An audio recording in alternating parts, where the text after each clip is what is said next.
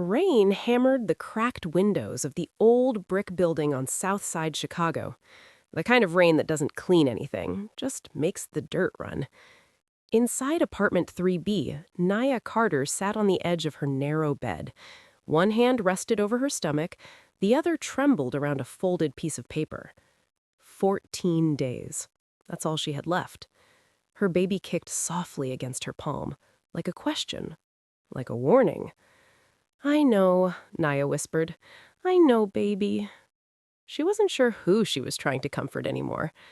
If you've ever been one satisfy away from losing everything, you already know this feeling. This woman is about to meet the man who signed her eviction notice, and what he discovers about her baby will change both their lives forever. Subscribe now, because this story gets darker before it gets better. The eviction notice had arrived that morning. No courtesy call, no payment plan, just cold black letters telling her that her life in this apartment was over. But it wasn't the notice that made her hands shake. It was the name at the bottom. Not a company, not a corporation, a person. Han Jun Soo. Naya had never heard that name before, but 3 floors down, old Mr. Patterson had gone pale when she showed him the paper. "That's not a landlord," he said quietly. "That's a ghost story, the kind that owns half the city and buries the other half." She didn't understand. Not yet. But she would.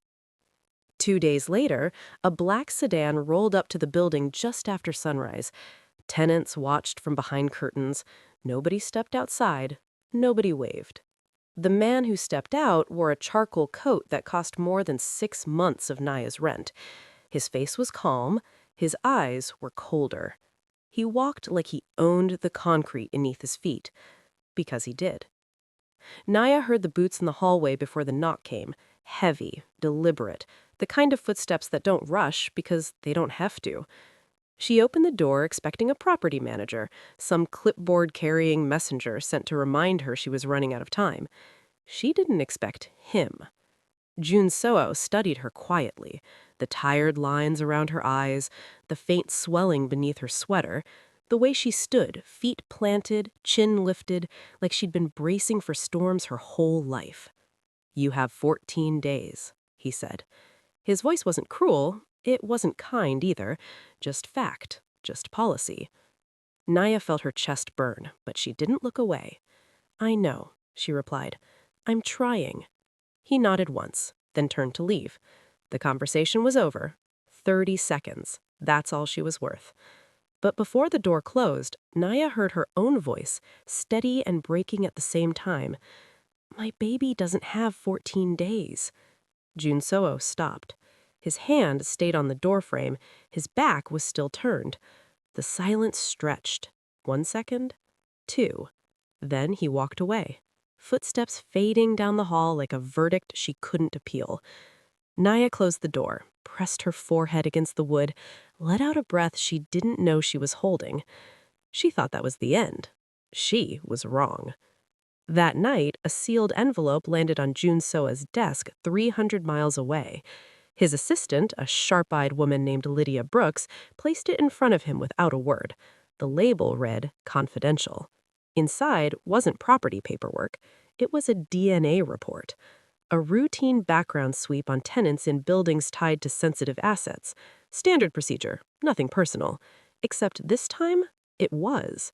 The report listed Naya Carter's unborn child as a potential genetic match to a man who had died 17 years ago in Seattle, a man whose name Jun Soo hadn't spoken out loud since the funeral.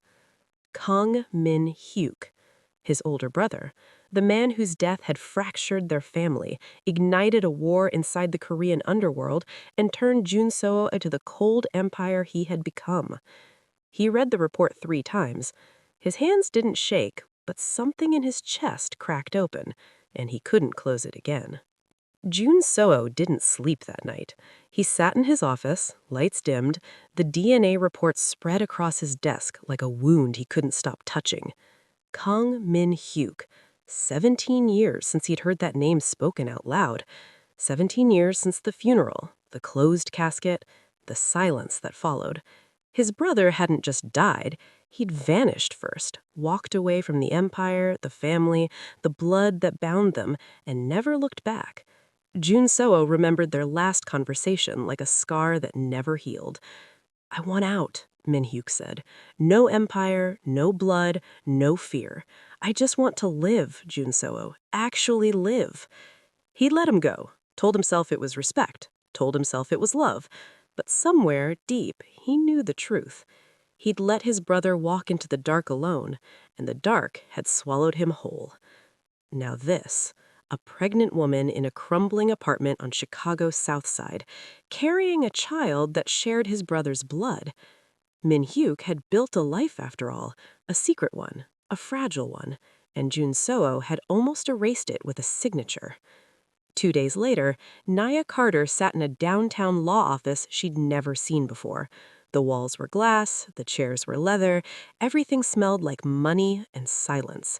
She didn't belong here. The security guard who escorted her knew it too. Lease verification, they told her. Routine paperwork.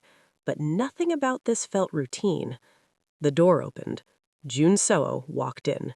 Same charcoal coat, same cold eyes. But something underneath had shifted, something she couldn't name. He didn't sit. He placed a single document on the table between them. "Do you know this name?" Nya looked down. The air left her lungs. Her hands gripped the edge of the table. Her voice cracked before she could stop it. "Where did you get this?" "Answer the question." She swallowed hard, memories flooding back. The warmth of his laugh, the sadness in his eyes, the night he told her he had to disappear. "Min-hyuk," she whispered, "was the only man who ever made me feel safe." Jun Soo didn't move. "He said his family was dangerous. He said if he stayed, he'd put me in the crossfire. So he left, vanished. No goodbye, no explanation." Her voice broke. "I found out I was pregnant 3 weeks later." The room went silent, heavy, suffocating. Jun Soo closed his eyes. When he opened them, his voice wasn't controlled anymore. It was fractured. "My brother is dead." Nya's hand flew to her mouth. Tears slipped through her fingers before she could catch them. But she didn't sob. She'd learned long ago to keep grief quiet. The man standing across from her wasn't just a landlord. He was the brother of the man she'd loved, the uncle of the child growing inside her. And until 5 minutes ago, he'd been ready to throw her out on the street. The eviction was canceled by noon, but Nya didn't go back to apartment 3B. She was moved, not to another low-income building, not to a shelter, not to anywhere she recognized. A black SUV took her 40 minutes north, past the crumbling blocks of Southside, past the noise and the struggle, straight into a world she'd only seen in movies. A penthouse, 42nd floor. Lake Michigan stretching out below like a painting she wasn't allowed to touch. The furniture was white. The floors were marble. The windows went from ceiling to floor, and every single door had a code. Nya stood in the center of the living room, her worn duffel bag at her feet, her heart pounding against her ribs. This wasn't kindness. This was a leash wrapped in silk. Jun Soo appeared behind her. She hadn't heard the elevator open, hadn't heard his footsteps. The man moved like smoke. "You'll stay here," he said. Not a question, not an offer. "I didn't ask for this." "No." His voice was flat. "But your child belongs to my bloodline. That changes things." She turned to face him. "So what, I'm a prisoner now?" "You're protected." "From what?" He didn't answer. His jaw tightened. His eyes shifted toward the window like he was watching for something she couldn't see. "There are people," he said slowly, "who will be very interested to learn that my brother left something behind. Not all of them will be friendly." Nya's stomach dropped. She hadn't thought about that, hadn't considered that carrying Min-hyuk's child might make her a target, not just to landlords, but to enemies she didn't even know existed. "How long?" she asked. "As long as it takes." "That's not an answer." "It's the only one I have." She's trapped in a penthouse with a man who signs death warrants for a living, and the baby inside her just made her the most valuable and most dangerous woman in his world. If you're watching this and you're not subscribed yet, you're about to miss the twist that changes everything. Hit that button now. That night, Naya couldn't sleep. She wandered the penthouse like a ghost in someone else's life. Every room was spotless. Every surface was cold. Every window reflected a city she no longer recognized. At 2 a.m., she found him. Jun Seo stood on the balcony, hands in his pockets, staring at the skyline like it owed him something. She stepped outside. The wind was sharp. He didn't turn. "Why are you really doing this?" she asked. Silence. "You didn't know I existed 3 days ago. Now I'm living in your tower like some kind of secret you're hiding from the world." He finally spoke. His voice was low, rough, like he hadn't used it in hours. "My brother wanted out. I made sure he couldn't come back." Naya's breath caught. "What do you mean?" "I cut him off. From money, from protection, from our name." He paused. "He disappeared after that." The words hit her harder than any eviction notice ever could. "You didn't kill him," she said quietly. It wasn't a question. "No," his voice cracked at the edges, "but I may have pushed him into a world that did." Later that night, Lydia Brooks delivered a second report. This one wasn't about DNA. It was about the night Min Hyuk disappeared. Someone inside Jun Seo's own organization had been tracking his brother, watching his movements, reporting his location to people who wanted him gone. Someone who feared what Min Hyuk's exit and his child would mean for the empire. Jun Seo read the report alone. His hands shook for the first time in years, because the signature at the bottom wasn't a rival's name. It was his father's. Jun Seo drove through the night. No driver, no security, just him, the empty highway, and a truth he wasn't ready to carry. His father's signature on a surveillance order, tracking Min Hyuk's every move 17 years ago. The brother who wanted out, the brother who begged for freedom, the brother who ended up dead in a city where no one knew his name. Jun Seo had spent years believing Min Hyuk's death was bad luck, wrong place, wrong time, a man who walked away from protection and paid the price. But this wasn't bad luck. This was strategy. The estate sat 30 miles outside the city. Iron gates, stone walls, guards who nodded but never smiled. Han Sung-ho lived here now, 74 years old, officially retired, unofficially still the man whose whisper could end careers or lives. Jun Seo hadn't visited in 8 months. Their relationship had always been more boardroom than blood, respect built on fear, love measured in silence. But tonight wasn't about respect. Tonight was about answers. Sung-ho sat in his study. A fire crackled in the corner. A glass of whiskey waited on the desk. He didn't stand when his son entered.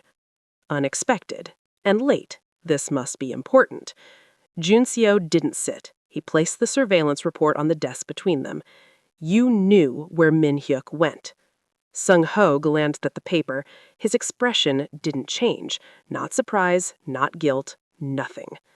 "I know many things," he said calmly. "That's how empires survive." "You're his son." He was a liability. Sung-ho lifted his glass, took a slow sip. "Your brother wanted out. Fine, but he also wanted to talk, to the authorities, to journalists, to anyone who would listen." Jun Seo's chest tightened. "That's not true." "It is. I had proof. Emails, conversations. He was building a case against us, against you, against everything we'd built together." The words landed like punches, but Jun Seo didn't flinch. He'd learned long ago not to show weakness in this room. "Did you have him killed?" Sung-ho set down his glass, met his son's eyes for the first time. "I didn't have to," his voice was ice. "I just made sure no one protected him." The drive back was silent. Junseo gripped the steering wheel until his knuckles went white. His father's words echoed in his skull like a verdict. I just made sure no one protected him. His own father let his brother die, and now that same man knows there's a baby coming, a baby that threatens everything he built. If you think this family is dangerous now, you haven't seen anything yet. Stay with me, subscribe, because what happens next will change everything. When Junseo returned to the penthouse, it was almost dawn.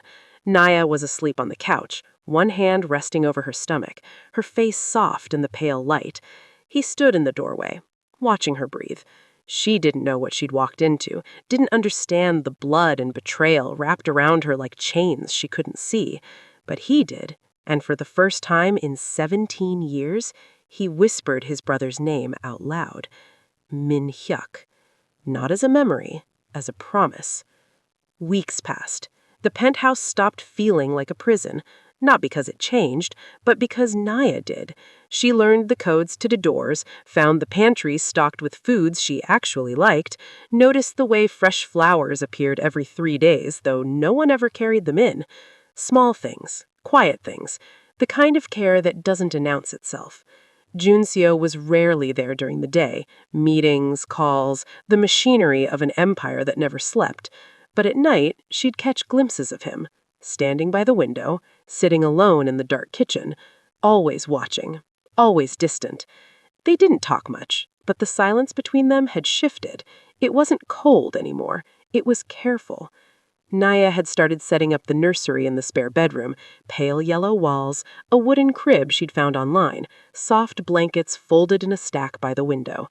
One evening, she looked up and found him standing in the doorway. He didn't enter, just stood there, hands in his pockets, eyes locked on the crib like it was something fragile, something dangerous. "You can come in," she said. He didn't move.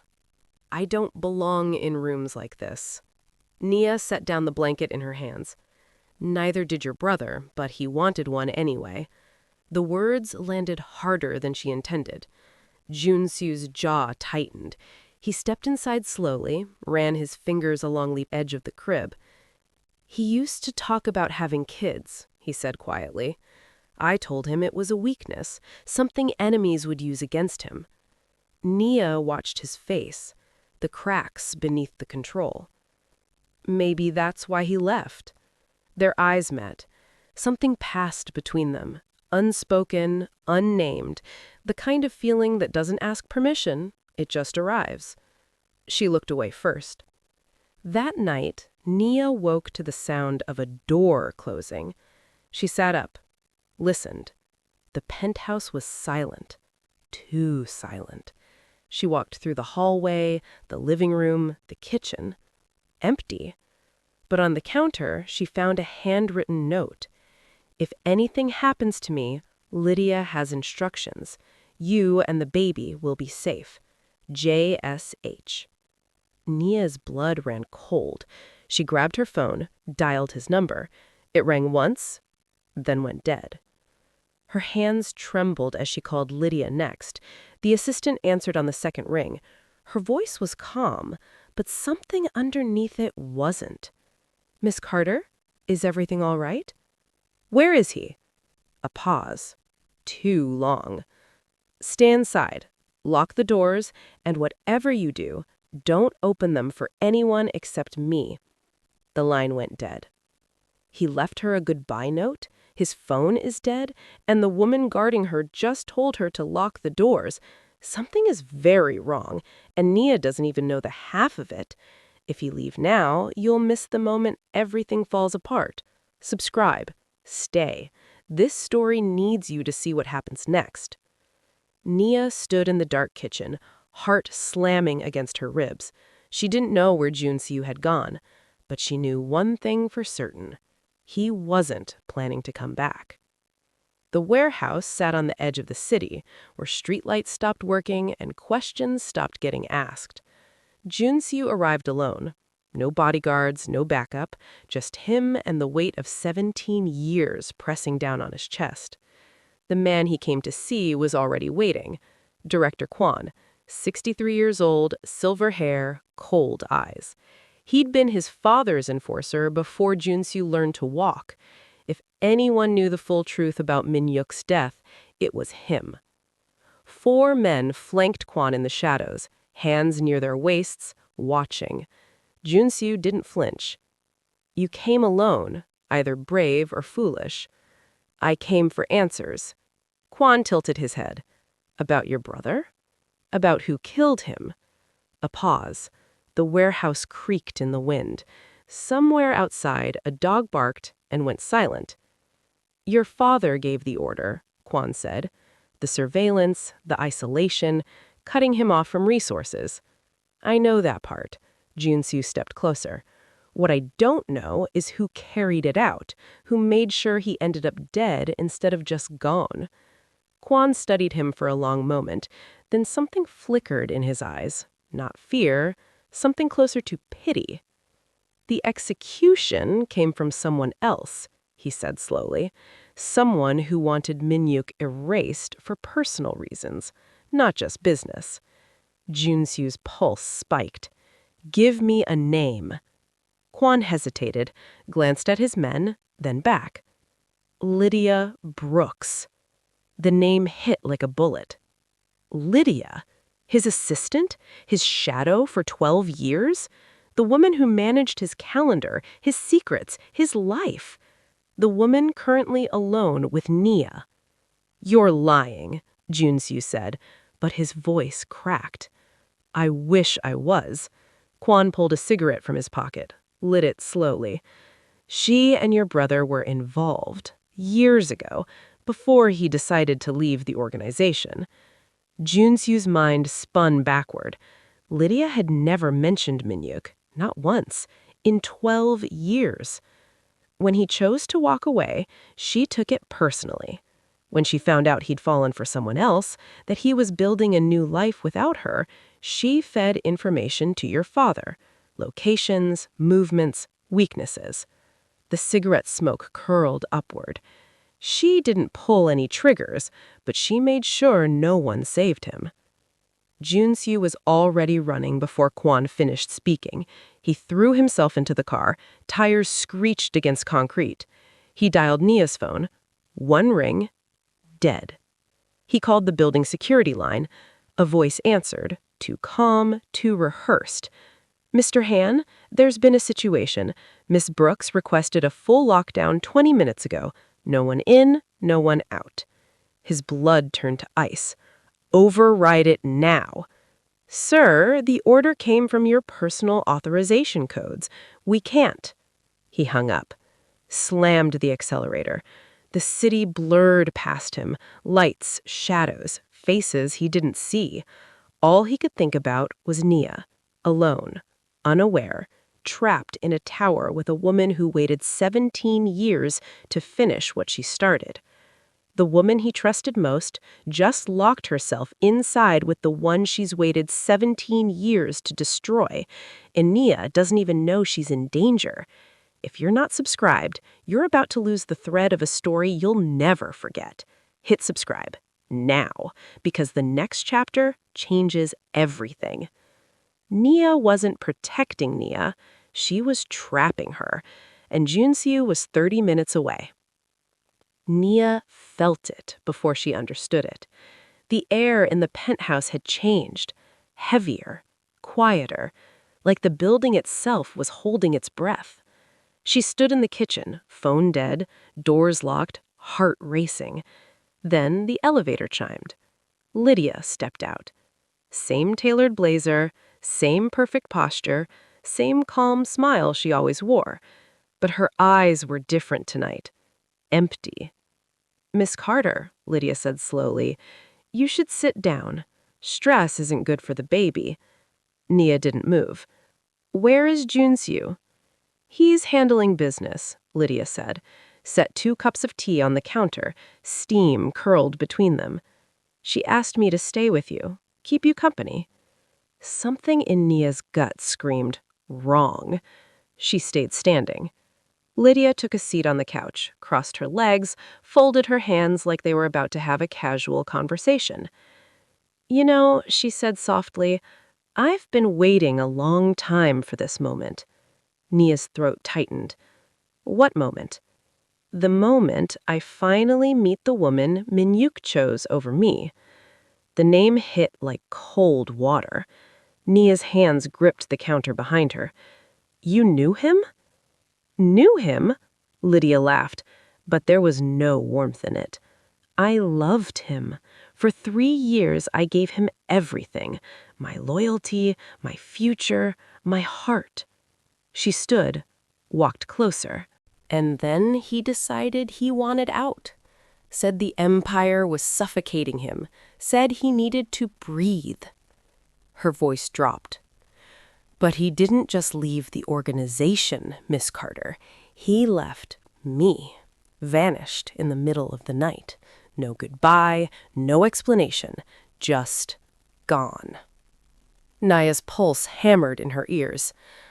I spent months searching for him, Lydia continued, and when I finally found out where he went, who he went to, I realized something. She stopped inches from Naya's face. He didn't want freedom. He wanted you. She waited 17 years for this moment. The woman she's been guarding, she blames her for losing the only man she ever loved. And now they're locked in a tower together with no one coming to help. If you leave now, you'll never know who walks out of this room alive. Stay with me. Naya forced herself to breathe. I didn't steal him from you, she said quietly. He was already gone before I met him. That doesn't matter. It should. Lydia's jaw tightened. You think I care about logic? About fairness? Her voice cracked at the edges. I spent 12 years standing next to his brother, watching, waiting, pretending I didn't remember what it felt like to be thrown away. Tears glistened in her eyes, but they weren't soft. They were sharp, dangerous. I didn't kill Min Hyuk, she whispered, but I made sure no one saved him. And now his child is growing inside the woman who replaced me. Naya's hand moved to her stomach, protective, instinctive. So what now? She asked. You gonna hurt me? Hurt my baby? Finish what you started 17 years ago? Lydia stared at her. For a long moment, neither woman moved. Then, the elevator chimed again. The doors slid open. Jun-So stepped out, gun drawn, eyes wild. He didn't look at Naya first. He looked at Lydia, and his voice broke on a single word. Why? The penthouse became a courtroom. 3 people, 17 years of secrets, 1 gun. Jun-So stood near the elevator, weapon raised, chest heaving, his eyes locked on the woman he'd trusted more than anyone alive. Answer me. Why? Lydia didn't run, didn't beg. She turned to face him with the calm of someone who'd stopped apologizing years ago. Because I loved him, and loving him destroyed me. So you helped my father kill him? I didn't kill anyone. Her voice was ice. I just stopped protecting him. There's a difference. Not to me. Lydia tilted her head, studied him like she was seeing him clearly for the first time. You want to know the truth, Jun-So? The real truth? She stepped closer. He didn't lower the gun. Your father didn't need me to betray Min Hyuk. He already wanted him gone. I just made it easier. Naya stood frozen near the kitchen, watching, listening, her hand pressed against her stomach like a shield. Lydia glanced at her, then back at Jun-So. I've served you for 12 years, she said quietly.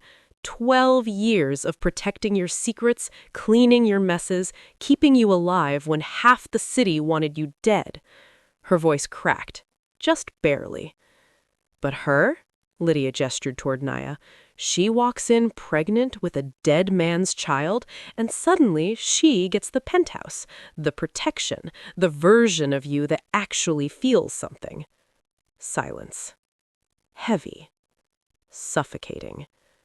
I didn't trap her to hurt her, Lydia said finally. I trapped her to make you see. See what? What your family does to people who love them. She didn't come for revenge. She came to expose the truth. And what she's about to reveal will shake everything Junso thought he knew. If you're not subscribed, you're about to miss the twist that reframes this entire story. Hit that button. Stay with me. Lydia reached into her blazer. Junso raised the gun higher. Don't.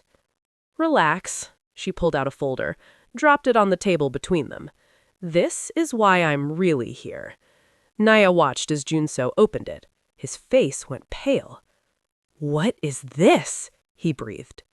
Legal documents, Lydia said. Filed 3 days ago. Your father is claiming guardianship of Miss Carter's child. The moment that baby is born, he plans to take it. Naya's knees buckled. She grabbed the counter to stay upright. He can't do that, she whispered. He can, and he will. Lydia's voice was cold. Unless someone stops him. Junso stared at the papers, his father's signature at the bottom. Bold, official, already in motion. You wanted me to see this, he said slowly. I wanted you to wake up. Lydia moved towards the elevator. Your father destroyed me. Your silence finished the job. And this woman, she looked at Nia, she's next, unless you burn it all down. The elevator doors opened. Lydia stepped inside. Before they closed, she spoke one last time. He's not a good man, but he might be good enough to save you. Don't waste it. Then she was gone. Nia stood in the silence, heart pounding, world spinning. Junso hadn't moved. He was staring at the folder, at his father's signature. When he finally spoke, his voice was barely a whisper. I have to destroy my own family, or I lose you both. Junso didn't sleep.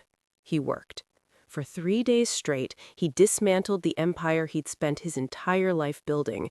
Shadow accounts redirected to untraceable holdings, offshore assets liquidated and scattered across 4 continents, properties transferred to shell companies his father couldn't touch. Every move calculated, every decision final. He wasn't running. He was preparing for war. Nia watched him from across the penthouse. He barely ate, barely spoke. His phone rang constantly, voices she didn't recognize, conversations in languages she couldn't follow. But she understood what was happening. He was burning it down, not with fire, with paper, with signatures, with the kind of betrayal that cuts deeper than bullets. On the second night, she found him standing at the window. The city glittered below. He didn't turn when she approached. What happens after? She asked quietly. After what? After you destroy him. He didn't answer. His reflection in the glass looked hollow, exhausted, like a man carrying weight he wasn't sure he could hold. I don't know, he finally admitted. The Empire is all I've ever been. Nia stood beside him, close but not touching. That's not true, she said. You're also the man who canceled my eviction, who gave me a home when I had nothing, who's risking everything for a child you've never even met. He turned to look at her. For a moment, the mask slipped, and underneath, she saw something fragile, something human.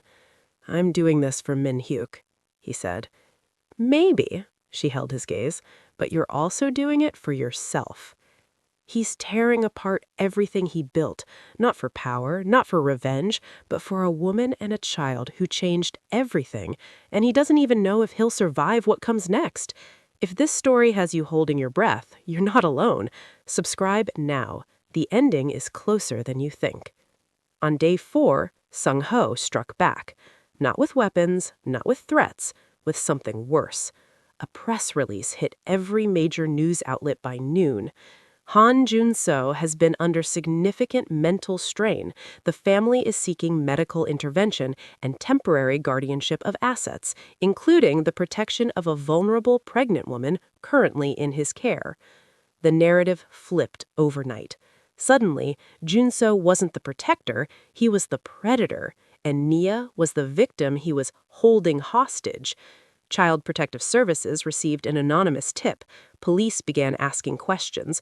Reporters circled the building like vultures. Nia watched the news from the living room, her face on screen, her name mispronounced, her story twisted into something she didn't recognize. "He's trying to bury us," she whispered. "He's trying to separate us," Junso corrected. "The baby comes first. If he can prove I'm unstable, he takes the child the moment it's born." Nia's hands trembled over her stomach. "What do we do?" Before he could answer, the elevator chimed. A courier stepped out, dropped a package on the table, left without a word. Inside was a USB drive and a handwritten note. "I told you to burn it down. Here's the match. L." Junso plugged in the drive. Audio files, dozens of them. He pressed play. His father's voice filled the room. Min-hyuk made his choice. Now he lives with the consequences, or doesn't. Recording after recording. Conversations from 17 years ago. Orders given, decisions made. A father calmly discussing the death of his own son like it was a line item on a budget. Naya covered her mouth. Junso sat frozen. This was it. Proof. Undeniable, unforgivable. He looked at Naya. His voice was barely a whisper. "If I release this, there's no going back. For either of us." She didn't hesitate. "I stopped going back the night you knocked on my door." The recordings went out at midnight. Not to the press, not to the police, to the families.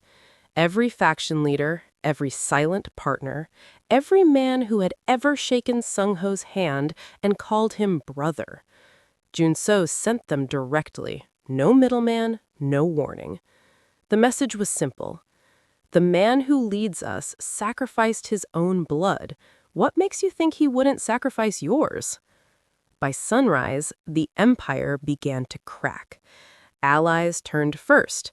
Phone calls went unanswered. Meetings were canceled without explanation. Then came the lawyers, circling like sharks who smelled weakness in the water. Within 48 hours, Sung-ho's network, built over 5 decades, fractured into pieces. The custody claim disappeared, buried under a mountain of criminal exposure no judge would touch. Junso received one final call from his father. He answered. "You've destroyed everything I built," Sung-ho said. His voice was calm, cold, the voice of a man who had never learned to feel. "No," Junso stared out at the city. "I destroyed everything you corrupted. The difference matters." Silence on the line. Then his father spoke again. "You think you're free now? You'll spend the rest of your life looking over your shoulder, just like your brother did." Junso hung up. He didn't respond, because his father was right, and he'd made peace with it. 1 week later, Naya went into labor. The hospital room was private, guarded, quiet except for the machines and her breathing. Junso waited outside. He didn't pace, didn't speak, just stood at the window watching snow fall over Chicago, the same snow that had fallen the night she received the eviction notice. A lifetime ago. A different world. The door opened. A nurse stepped out. "She's asking for you." Naya was exhausted, tear-streaked, radiant. In her arms lay a baby boy, tiny fingers wrapped around her thumb, dark eyes blinking at the world for the first time. Junso stepped closer, his breath caught. "I have Min-hyuk's eyes," Naya whispered. He couldn't speak, couldn't move. 17 years of grief, 17 years of guilt, all of it pressing against his chest like a wave that had finally reached the shore. "I don't know how to do this. Any of it," he admitted. Naya looked up at him. No judgment, no expectation. "Neither do I," she said. "But you're here. That's the first step." He built empires, destroyed enemies, survived betrayal from his own blood. But standing in that hospital room, holding his brother's son for the first time. That was the hardest thing he'd ever done. If this story moved you, drop a comment and tell me what moment hit you the hardest. I read every single one. He didn't promise love. He didn't promise forever. He promised what he could. I will make sure he never has his brother's fate. I will make sure you both are protected, not controlled, and I will spend whatever years I have left earning the right to stand in this room. Naya reached out, took his hand, placed it gently on the baby's chest. His name, she said softly. I want to call him Kian. It means ancient in one language and grace in another. Junso's voice broke. Grace. She nodded. Because that's what you gave us, even when you didn't know how. Months later, the eviction notice hung in a frame inside a drawer of the penthouse, not as a reminder of fear, but as proof. Proof that the smallest door can open into a world that was never meant to find you. Junso visited Min Hyuk's grave for the first time in 17 years, left a photograph of Kian beside the headstone. Naya waited in the car. She didn't follow. Some grief needs to be carried alone. But when he returned, she was there. And for the first time, he didn't walk past her. He sat beside her, took her hand. Neither of them spoke. They didn't need to. The city below still moved. Deals made, empires shifting, men rising and falling like they always had. But in that penthouse above Lake Michigan, something rare had taken root. Not a fairy tale, not a redemption, just two people who had survived the same storm and chosen to rebuild in its wake. Naya looked at Junso. What happens now? He didn't have an answer, but for the first time in 17 years, that didn't feel like failure. It felt like the beginning of something he'd never allowed himself to want. A future. Uncertain, unwritten, and finally, his to protect. This story started with an eviction notice and ended with a family that was never supposed to exist. If you stayed until the end, you're not just a viewer, you're part of this. Subscribe to Tales by Wave for more stories that hit different. And share this with someone who needs to believe that even the darkest roads can lead somewhere worth going.